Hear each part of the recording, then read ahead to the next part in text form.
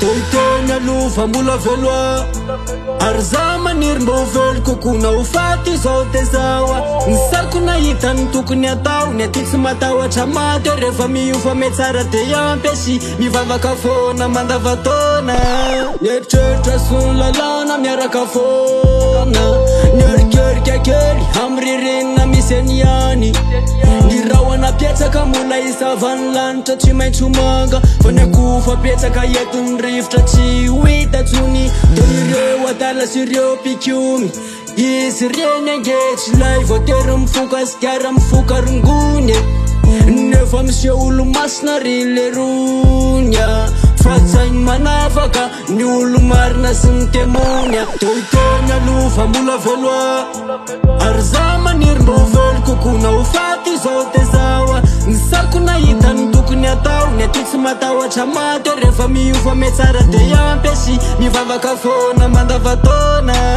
isika lefa volombelona manam-pinona tsy miova mihitsy na iniky antra iniky tona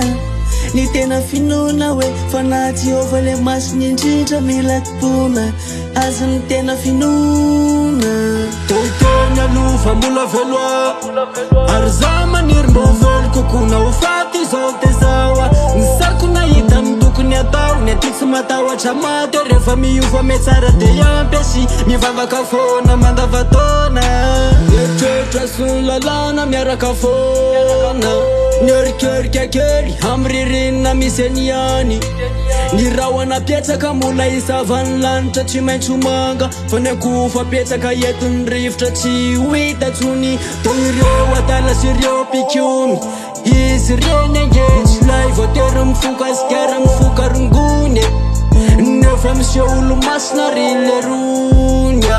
fa tsainy manafaka ny olo marina sy ny temonya vo maheno te voly sy lay mena rano atiaka miforotra loho vo meaza mirosoty andana topoy Jehova fa azy miaina jano atokiso atrandra mbola velonaina de tsy miemitsitsony na ininkidonana sy aina foy fa jano tompony aino meny rehefa tokony ilaina fa iaina nany indrindra rehefa ao amle zartainy toletany atena zay tokona nyeratany sainky efa tsy misy zany fa ho avy indray androany toitena lova mbola veloa ary za maniry mba ho velo kokona ho faty izao de zao ny sariko nahita ny tokony atao ny aty tsy matahotra maty rehefa miova me tsara de ampy sy mivavaka foana mandavatona